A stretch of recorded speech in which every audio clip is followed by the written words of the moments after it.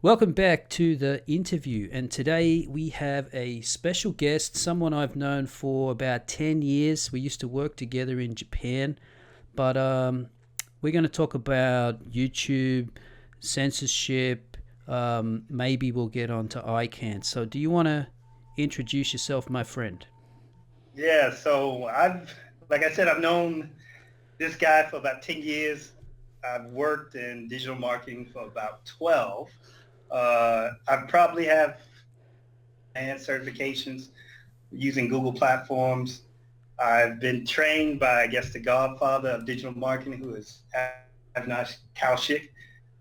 Right now, Mm-hmm. I'm working as a web and media operations manager where we provide digital marketing services for five-star hotel arenas.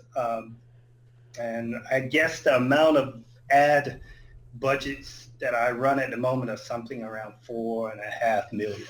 Right. So I spend my days looking at YouTube and AdWords and any other platform that has any display or pay-per-click advertising. All right. So basically, a client comes to you, and what's the request usually? What are they looking for? Well, usually, they'll give us a budget, and that budget is usually set for a year, and we usually break that budget down into different parts. So, of course, the biggest part, we want to provide a return on investment, and then that's also we want to prospect for new customers. So Mm-hmm. we'll spend a portion of that on, some type of advertising, might be display, which raises awareness, and then we will spend a bigger portion of that in search, which is going to provide a better return on investment and something that's, tangible to Mm-hmm. the client. Mm-hmm. Oh, so maybe that's a good place to start then. Talk about the return on investment on display ads, which I assume are the kind of ads that show up when you hit a YouTube video, and search. Yeah. So yeah, I guess you can look at if we're just looking at Google, that platform, and they have that Google Display Network, which has a list of sites, which also includes YouTube and any other sites that allow you to have a display banner. Mm. Um, so mainly for that, with network, you're not going to see a return on investment usually. Mm-hmm. You can see it if you do something that's called remarketing. But if you're just putting ads out on like YouTube or whatever that display network is, Mm. I think the click-through rate is about 0.07%, and that's across the board. You're doing it pretty much for impressions, and Google is charging you per impression, Yeah. and that's where they make their money, Mm-hmm. and that's where all the agency makes their money. For example, like the agency that I work for, Google is probably charging us $1 per CPM, which is Mm-hmm. cost per million, Right. and we probably charge a client 15. Ah, okay. So all agencies want to work on a CPM model because it's profitable for us and Google Mm-hmm. Mm-hmm. because you're not doing anything Yeah. Yeah. basically. Yep. Uh. It's Yeah. Go ahead. it's like TV advertising. I mean, it's kind of spray and play, Okay. spray and pray. You hope that through your targeting and through your optimization that you're showing those ads, those display ads to the right people. Yeah. But it's still not guaranteed, and it's very hard to track. It's almost impossible to track, especially with the amount of people changing devices. So yeah, we just want to get impressions. Yeah. So maybe speak. Well, let me give you my novice's understanding. So, Hmm. in terms of TV advertising now, people have been studying TV demographics of audiences for 50 years. I mean, you can see it in things like if you've ever watched the Mad Men series, you know, oh, TV comes in and then they have to set up advertising departments, Yeah. and they start studying So they've been studying this for 50 years for TV audiences. So, for example, Monday Night Football in the United States, NFL now, advertisers have a really, really good idea of who that demographic is. It's probably males between 20 and 50, I don't know, something like that. But they know advertisers know who's watching at that time. Pretty. Mm-hmm. Yeah. Now, talk about obviously online. It's harder, much harder to, at least in. I feel like it must be harder to target because you don't know necessarily. Even if talk about that. Yeah. So, there's definitely targeting that can be done, and when you get to Google, it's even more antiquated than Facebook. I would say any social media platform, you're going to have a better possibility of targeting the right person. So let's just say if I wanted to target females that are 35 years old that buy purses from Gucci, I would have a better chance of achieving that in Facebook than I would in Google. And the reason why is because people willingly put their information into Facebook, and Facebook allows us to market to that information. Right. The only way Google can get that information if you're signed into an account or you've given that information willingly, and they have less kind of opportunities to collect that information. So they have to get very kind of creative about getting that information. Right. So, okay, so does that mean that the return on investment, just stop me when I'm fucking up here, but does that mean the return on investment in Facebook for your clients is better than display in YouTube easily? Yeah, so say if I ran a campaign and it was purely based on return on investment. So if I'm trying to get someone, let's just say to, I don't know, book a football a match. Well, and that match is going on the weekend. So then I have a budget that I can run. Well, obviously, if you're searching for the match, searching for tickets, those keywords I can target, and that would be, AdWords. So that's going to always give me the best return on investment because I'm reaching someone that's actively looking for a product that I'm selling. Yeah. Back it up, and you say, okay, I'm going to run display campaigns. Well, keywords get removed out of that equation. So then I'm targeting people based on categories or based on dimensions, like what they're interested in. Right. They may not be interested in going to that match, but they may be football fans. They may have a channel that talks about football. So it's less investment is going to be way lower. Yeah. Yeah. So it's less specific and not. It's so as you like spray and pray. I think you said it's more like that. Yeah. All right. So even though we do that spray and spray and pray and spray, you want to make sure that you optimize, that category that you're spraying to as much as possible. So you limit the waste. So they do have targeting options where you can narrow that audience to something that you would think would be kind of a target audience for your campaigns. All right, so that's a good setup. Now, let's get to the, I think, juicy part that a lot of people listening would probably want to hear about, and that is this idea that YouTube is specifically targeting content providers that put out, and I would say this, what we loosely define as the skeptic, anti-social justice community probably, which includes anti-feminists, it includes more conservative viewpoints from the right of the political spectrum, that there's a deliberate targeting campaign of Google and YouTube to censor this type of content. Now, the argument on the other side is that no, it's just Google trying to do a better job of targeting. People don't want their ads showing up on beheading videos or or they don't want to, as you said, they're advertising to women. They don't want to show up on a MGTOW channel or an anti-feminist channel. Can you? What's your take on this? How much does the censorship angle have any credence, or is it? Do you think it's largely driven by advertisers? Well, I think there's an issue with just the whole censorship. Well, I don't think YouTube is censoring anybody. I mean, they may not allow certain people to monetize their videos, but that doesn't equate to censorship. That just means that you're not advertiser friendly in their words. So it's like what you described.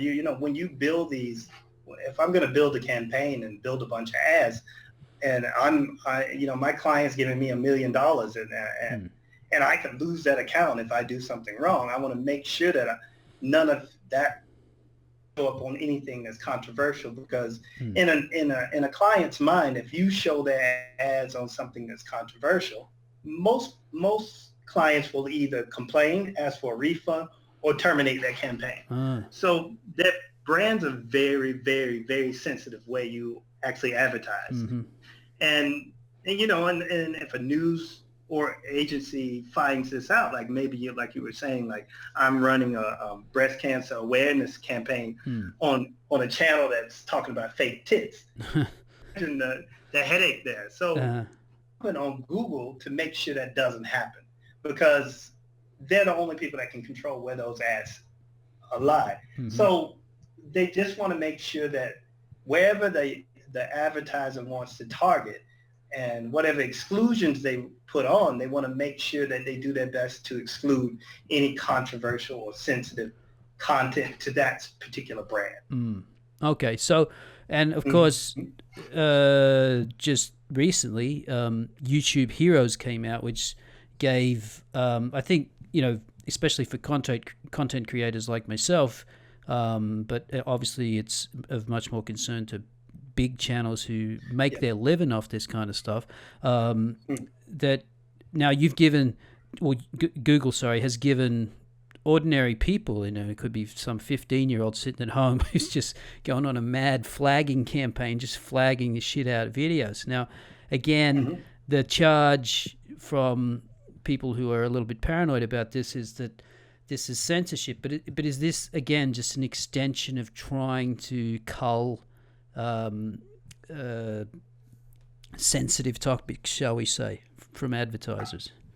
I think so, and let me give you an example of, because Google doesn't actually monitor what type of information is in those videos. They don't really have a way to do that. So if you say something controversial, there's no way for them to really find that out. They have to add context to that. You may be telling a joke. So they don't monitor those type of things.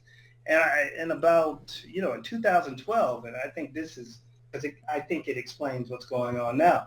So in 2012, they had a huge algorithm update. And this algorithm update, pretty much anybody that was a non-brand. So for about 6 to 7 months, if you search for a product, or you put in a keyword for an event, brands would dominate. But maybe 6 months before that, people who had spent their time building a community, building a reputation, who could outrank those brands were at the top. Oh, yeah.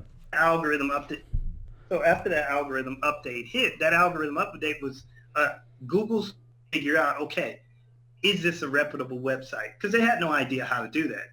This website may have thousands of links, but they don't know if any of those links are good or bad. So what they did is they penalized anything they thought. So, you saw thousands of people fall off the search engine ranking, myself included. Right. And then they did an exercise that is very similar to what they're doing with YouTube Hero. They had something called disavow, where they had you write into Google for and kind of put all the links that you thought was suspicious, all the websites that you thought was suspicious, and disavow them from linking to your website. So everybody in the search engine community thinks that was Google's attempt to build a database to identify these malicious sites, because there's no way else for them to do this. So if you take that over to YouTube, it makes perfect sense. And actually, Google is trying to build another search engine that's just completely based on images. And there's no way for Google to crawl an image and know what it is unless you tell it. Yeah. So you look at YouTube Heroes, and it's probably their attempt to, in a sense, police, that search engine, which what YouTube is. But I don't think it's censorship. I just think it's their way of trying to categorize all the content that they have on on YouTube. Right. Yeah. And it makes sense. Now, because I've been reading public statements by Susan Wojcicki is, I don't know if that's how you say her name, but she runs YouTube, and she's been asked. She's kind of got the Amazon problem, which is that Amazon for years, Bezos has been saying things like, people saying, "Show me the money. Where's the profits?" And Amazon, we're in a building phase. We keep building and building, and Amazon does keep growing its revenues, but at some point, investors sort of turn around and go, "You've got to show us the bottom line profits." Now, she seems to be saying the same thing, that people keep asking her about profits, and she's saying, "We're just trying to grow the business. We're just trying to grow the business." She's made the claim a few times I've seen that. That maybe people aren't aware of, and I wasn't until I read it, but actually the take-up of digital marketing has been relatively slow on places like YouTube because of the difficulty in targeting. Yes. So I guess this is a long-winded way of saying that all of this, in your opinion, and seems to be, I'm sort of coming to the same position, is it's all about Google trying to get a more targeted, both through search, both on YouTube, and encourage advertisers to advertise more. Yeah, exactly. And I think a lot of times, digital marketing, it's something that's been around for a while, but it doesn't mean people have been able to do it well. And seeing this kind of, surge in agencies that are able to do things that are more surgical. And there's something called programmatic ads, and that is something that Google has invested in also. And all those things. All what programmatic ads means, they just look at different variables. Like maybe they look at keywords and they look at a person's, gender, and then they'll serve the ad to that person. So millions of dollars that's spent there, and investors have just gotten into this because it's a great way to spend their budgets. But if you want to see that you're reaching the right, see that that there's something good, or there's some goal that has come out of you spending that money, and previously it's not. It's just been, you've been looking at a number like, I spent $1 million and I got 1 million views, but now, with the analytics and with the tracking, you can actually kind of track this a little bit better. It's not perfect, but you can see if there's been some brand uplift, and you can see if, the amount of people who've awareness campaign, but people came back and to the website and bought things later. So all that has gotten better. And Google has just recently gotten better at doing this. And I think because Google's so big, people assume that they is much better than the competitors, but it's not. Facebook dominates, even Amazon. I mean, so for a while, Google has been losing like kind of, I guess you want to call it market share or impression share in products. So if I search for a product, I would, either an ad comes up or I just go directly to Amazon. So Google has always been behind the ball on that because Amazon has always dominated them, and they're not spending any advertising money at all on Google for that. It was 2 years ago where Google started to introduce what they call product listing ads, and this is I believe last year is the first time they actually got a 51% market share from Amazon in terms of people looking for a product, like actual products, like maybe like a Sony phone model or something like that. You have options at that point. You can type it directly into the search bar, and Google can, you might find a website, or you might find an ad, or you go to Amazon and look for it. But most people, until about a year ago, just went to Amazon or other websites that are similar, e-commerce websites like eBay or something. And last year, Google released that they had taken back kind of that market share because they've instituted a new type of product listing ad. Right.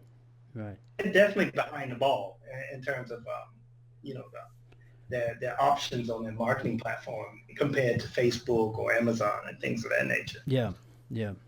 So maybe let's see what you think about this. So people have been saying things like conservative opinions are being censored, or people that do videos on controversial topics. Now, we know it's not conservatives because people like Lacey Green from MTV, who is a feminist and just puts all sort of wacky shit out there, she got demonetized. I think the Young Turks, who are classic sort of social justice warriors, have had some of their stuff demonetized. So it's obviously not just conservative opinion. So my view of this is the causality is backwards. It's not that conservatives are getting censored because they're conservative. It's just that people that work in this, as I said, anti-social justice kind of community are by definition talking about things that are controversial. For example, feminism. For example, Islam, Trump and Hillary. Well, we could go on, but these are obviously we talk about the topics that are the least advertiser friendly, and that's why we get demonetized the most. To me, that's the Occam's razor. That's the simplest explanation. What do you think? And I think it is the explanation. All right. But I think one thing that people, should do if they lose their monetization on a video, they should resubmit it. Because usually, and this is something that has happened with Google when they give them what we call a manual penalty. So there's some part of the algorithm that's saying, okay, you've been flagged, like this video has been flagged maybe for X amount of reasons. Maybe there's a keyword, maybe there's something. But submitting it back to Google means that you are actually a real person. You're not a spam bot. You're not. And usually when you submit something back to Google, they'll do a review of it. And more than likely it will get, or they may deem it, okay, well, this is something controversial. We can't actually, put our ads here. I don't. When you say resubmit, you mean contest when you should contest. Yeah, okay. Yep. Because this is something that, I may have campaigns, I may start maybe 40, 50 campaigns a week. I would say half of those get blocked by Google, and you have to resubmit them, and then Google does a review and they say, okay, everything's okay. Okay, right. So yeah, it may take them a while to. There's a fear by some, and I share this fear, that if I contest something, that now I've got human eyes on my videos, and someone might go, oh, let's have a look at what else this guy's got. Because for the most part, now I'm someone I think I've got 88 videos out there. I've had 2 demonetized because I used copyrighted materials. I used a couple of songs, so that's fair enough. But there's been probably another 3 or 4 that I've had demonetized because of they didn't sensitive topics or something like that. Now, I didn't contest any of them. There were sensitive topics in them, even though most of us would say, like I covered, for example, the riots by some Aboriginals in outback Australia, and I really just showed the footage from the news. I didn't swear. I talked very matter-of-factly about it, but it's Indigenous people. It's a sensitive topic. I didn't contest it. Are you saying? Maybe you don't know because you can't know this. Yeah, I can't tell you 100%. Yeah, but do you think there's a real fear that if I submit a challenge to a demonetization, that they might take a closer look at your channel, or? They eventually will be able to define what your channel is about. They'll start to be able to collect data on that from their wonderful YouTube Heroes program and other ways.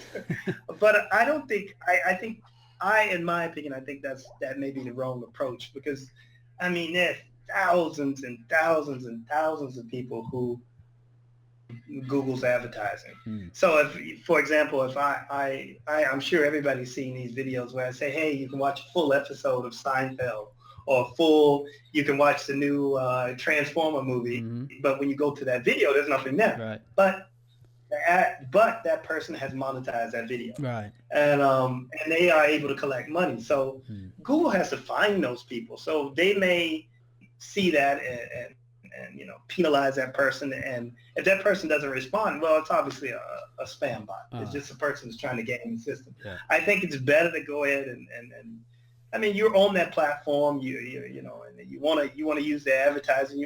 You might as well be upfront and say that, well, I have this I have this channel. Yeah, I talk about controversial subjects, but I don't, I don't disparage people. And it just depends whether you're going to get to be able to monetize. Some videos may get monetized.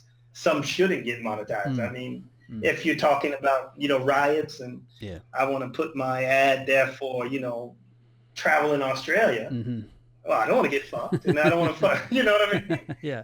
So it's important to not allow advertising dollars to be spent on videos like that. It just makes common sense. I Yeah. mean, Yeah. I'm sure if I'm sure when President Kennedy got shot, you didn't see any advertising going on when the news were talking about that. I mean, Mm. it's just sensitivity, Mm. and it was you started the conversation. It's much harder to control. That outcry it seems to be kind of unwarranted in my opinion. If some videos should be demonetized. I Mm-hmm. mean, for advertisers like myself. Yeah. Yeah. Yeah. Yeah. To me, it's. I think there's a problem in this community because we're in it and we seem, for us, YouTube is kind of this community. But maybe you could talk about like the fact that this area of YouTube, which is news and politics, if you like, these so-called controversial topics, how much of YouTube is that really? I mean, is it really a tiny part, and actually people are looking at cat videos? I think you said to me before, how-to videos are kind of way bigger than this controversial topics sort of area.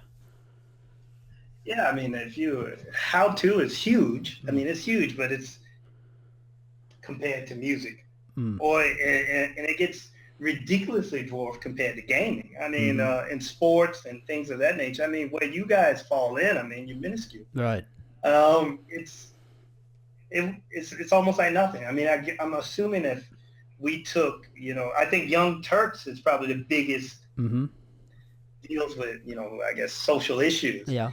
and they are nothing compared to sports or Justin Bieber Mm-hmm. or PewDiePie or any of those Yeah. people.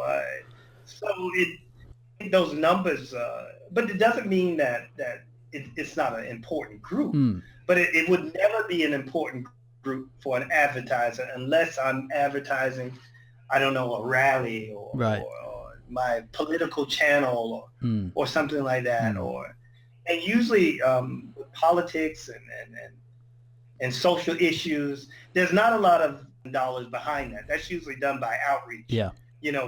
So yeah, I mean, it's a very, very, very, very minuscule kind of category on YouTube. Yeah. Yeah. All right.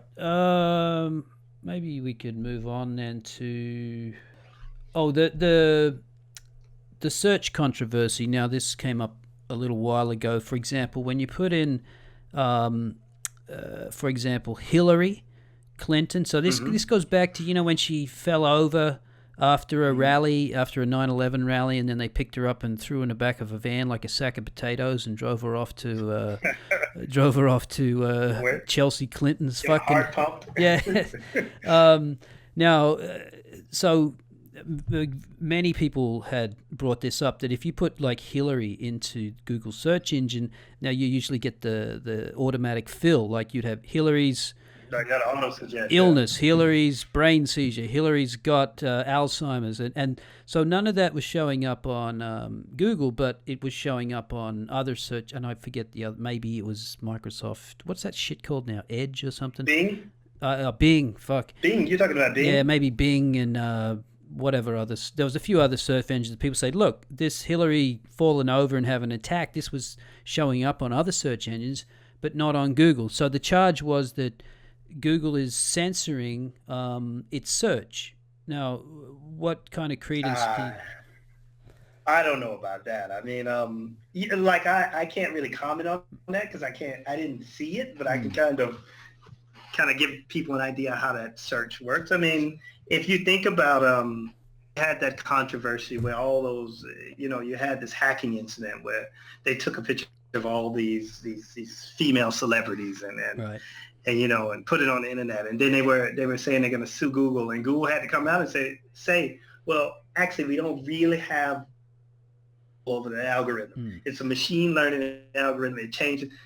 So I think if they could, which they could, it's no doubt they could censor, but I don't understand why they would. I mean, it would be of no benefit to them if they don't even. I mean, if I wanted to look at child porn, I can.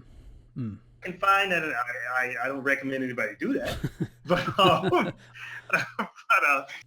but maybe I can kind of give some idea how Google search works and how it's changed so much. So my results could be completely different than your results, and I'll tell you why.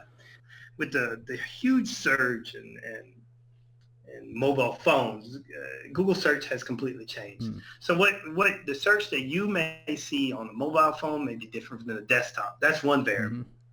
Logged into your Google account, there's something that's called personalization, where they can look at what you've been searching before and kind of change the results. Yep. And then there's also, what device you're on in terms of screen size.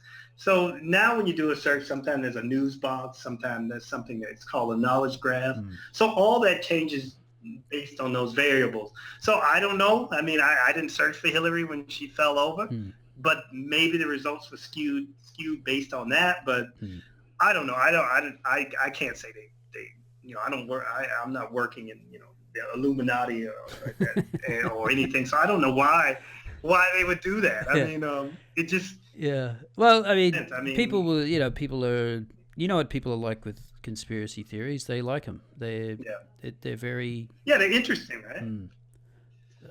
And maybe the algorithm was, maybe the way the information was indexed, what they call it, into Bing was quicker than Google. I mean, Google may be having a different set of quality checks before they actually index information.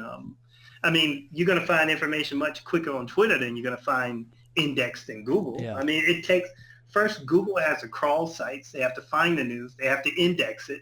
And then it's a ranking algorithm at that point. Yeah. So I don't know how many milliseconds went by. I'm sure when she fell over, it was all over Twitter, but it's going to take Google a little bit longer to index. Yeah, I think, but some of the people were showing, this was well after like a day, 2 days. It wasn't like at the time. The claim wasn't that you couldn't find the search results immediately. It was more that even a day or two after, and people showed it in real time. They say, look, here's Bing. I'm typing it now. This is what I get. I get all these entries.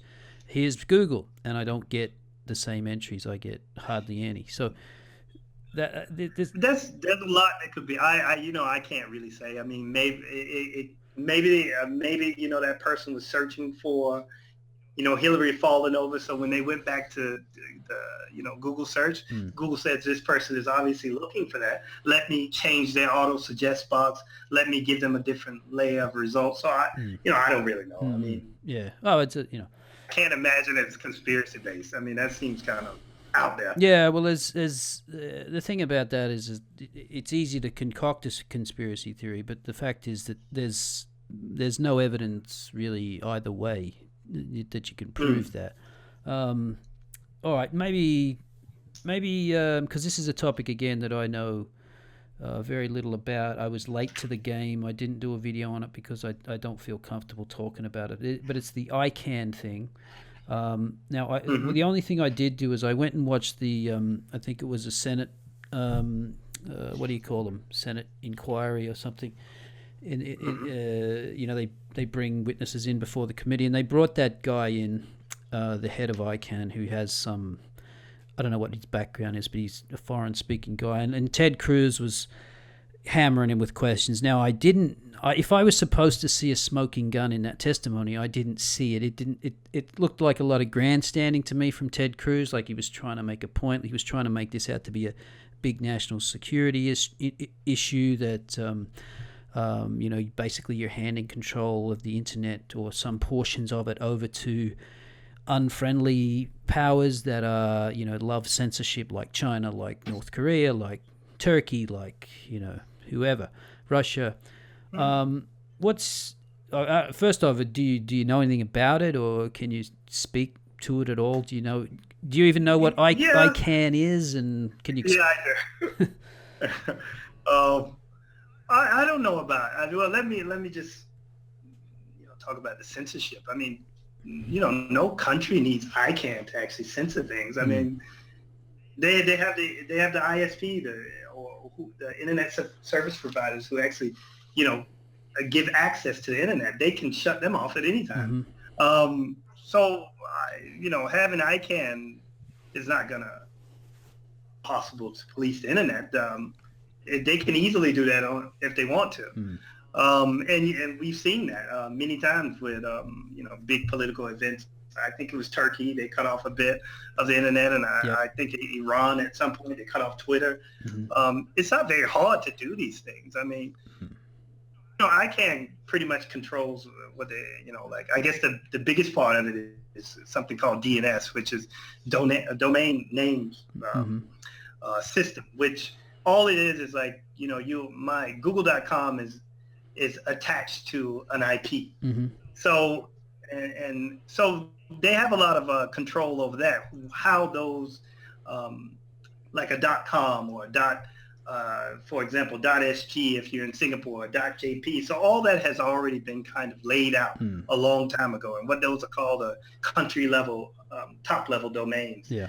But at this point, and at this point in terms of the maturity of the internet, who gives a shit if somebody if somebody wants to do .tv or I don't know, JPS? It really doesn't matter anymore. I mean, people are savvy enough, people are smart enough to know of what an internet address is. So yeah, I struggled to find out what the big deal was with ICANN. I mean, don't really need to have control over how top level domains are named anymore. I mean, .com equals a global, kind of a global domain, and actually that domain is linked to things in America. So, and if I have a domain .sg, which is Singapore, I mean, or .com.sg, it just I didn't understand the controversy behind it.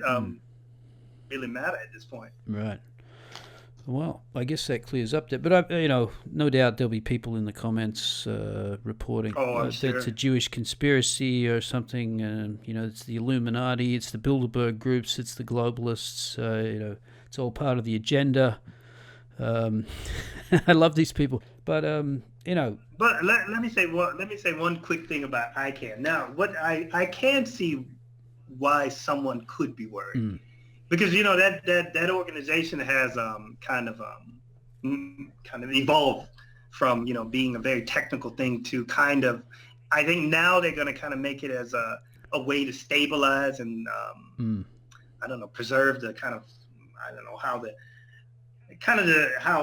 how the internet is defined. Okay. And I don't think that should lay in one country. Right. It should be something that is defined by a group of people, but it really doesn't give up any control. It's just, here's a set of rules. So here's what we should do. Here are the best practices.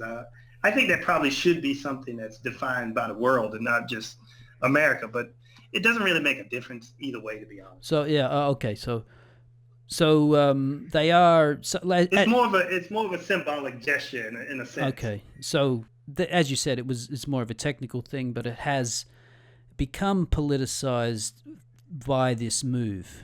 They didn't seek to seek to politicize themselves, but that's kind of what's happened a little bit. Yeah, it's kind of like it's just a political kind of gesture to say, okay, well, hated this, but it's something that has morphed into obviously a global technology. Okay, we will allow you to be a part of it in a sense.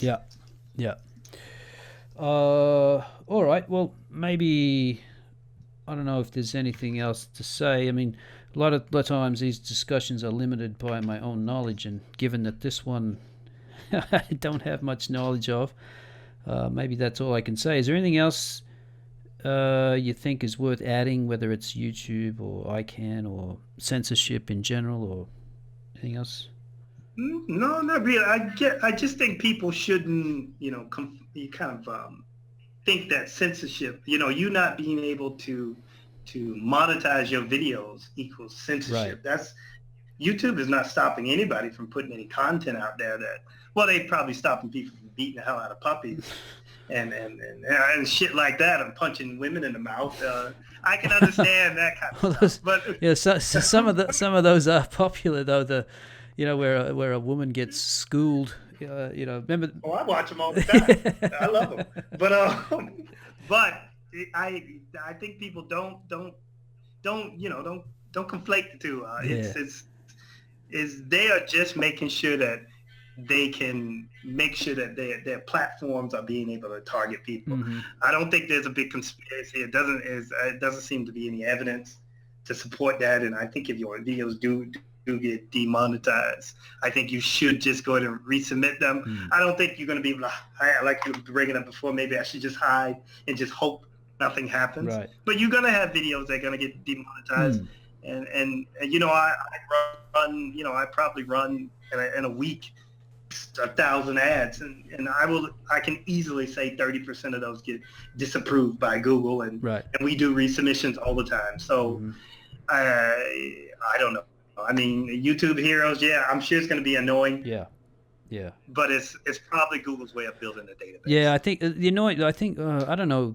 I don't know if this is correct or not, but I think the really annoying one is that people can go in and put subtitles on your videos, and so that way, obviously you can't crawl for people's voices. The voice recognition is not that good, especially. I mean, some people are, they've got a horrible mic setup anyway. Sounds like they're talking into a peach tin or something, and then there's accents and there's all kinds of things. So, but the fact that they can put captions on your video, and then obviously YouTube can crawl those is very annoying. I think from for me, it's the nature of what you do. If you talk about controversial topics, then unfortunately you're going to be in the firing line more than anybody else. And I do, as well as I've heard other more popular channels. I think someone like Chris Ray Gunn also mentioned that you self-censor in that you have to watch out what you put in your titles. You have to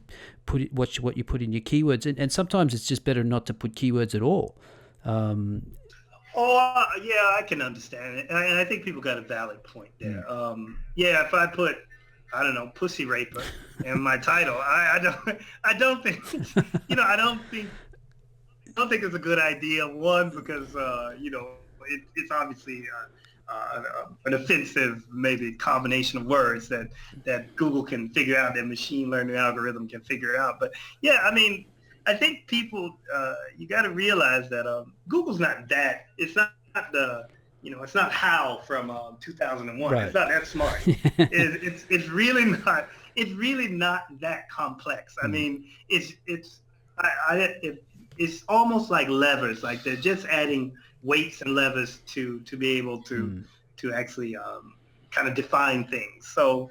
No, I mean, not putting keywords in your title. I don't know. Maybe that'll help. I mean, but I think if you're truly trying to grow your revenue and grow your channel, those keywords are really important. Yeah. I mean, because that's how people are going to find your channel. Yeah, so you just gotta. Yeah, that's one of the problems with self-censorship is that you're limiting your audience. So I mean, like to be honest, I mean. I've been self-censoring for a while, but things like, Donald Trump will not be flagged. I put out, it should be. I put out a Hillary Clinton video last week that did not get flagged, but then other people's Hillary Clinton videos have been flagged. But you can't put it down to necessarily Hillary Clinton. It's it could be a bunch of things. Yeah, I mean, I made a video actually where I showed that I went in and I deleted a keyword, and in that case it was, I think, Aboriginal, and it was remonetized. And then a couple of days later, it was demonetized again. And I was basically down to at one point to one keyword, which was the name of the town, and I even deleted that, but it didn't get remonetized. So, Did you submit it for kind of reevaluation? No, or you just deleted the keyword? I just deleted the keyword, but and it just, I don't know, it was the bots crawl over it again. But so this has happened a number of times with my videos. Is that I will do nothing to some of them that have been demonetized, and then like a week later, it's been remonetized. I don't understand how that works, but there's a Yeah, I mean, and nobody does except, the engineers that are at the top level of Google, and they may not even have a full understanding of it because it's, it's a machine learning platform. They may have to tweak it every now and then, but I honestly think everybody should resubmit those videos.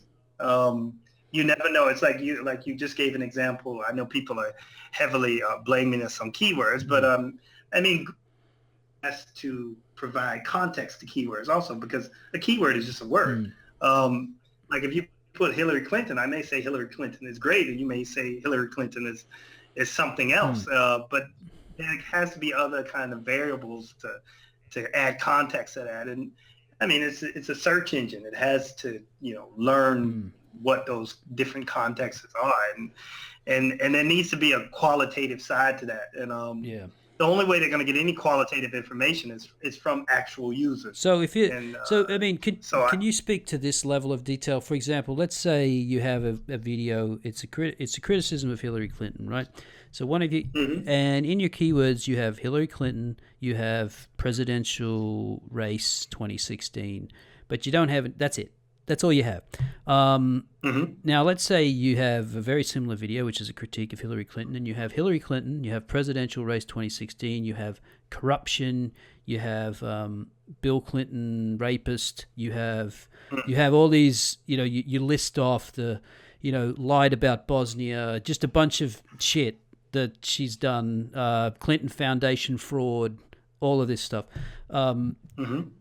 Because you were talking about context, does that matter that Hillary Clinton is now lumped in with all these other words in your video? Well, let me take it back one step. If I want to target, I can actually go ahead and if I'm an advertiser, I don't think there's many advertisers out there where Google makes most of its money. And just to give everybody some kind of idea, Google makes nothing off probably the news or anything below maybe the top 50. They make the vast amount of their money from travel and insurance. Right. So all those advertisers, I can guarantee you, have already excluded anything political out of their target. So then like just to go back to where you said, then there's a level of context that's been added to a keyword. Yeah, it makes sense. Like if I put bitch Hillary, text there. I could see those videos getting flagged, but I think it's kind of maybe you can game the system. Maybe you can be very careful about what and people are obviously have been gaming the system a long time with YouTube and because there's no way to add in a qualitative side to it except with this YouTube Heroes bullshit that they come out with, which probably is going to help them a lot. But so you're right now, you're saying really then. So for example, as you brought up the examples of travel and insurance, so what you're saying is that a Hillary Clinton video anyway has probably been excluded from most large advertisers anyway. Of course. I mean, it's the first options as an advertiser. I mean, they're just straight up default. Is you don't want any political.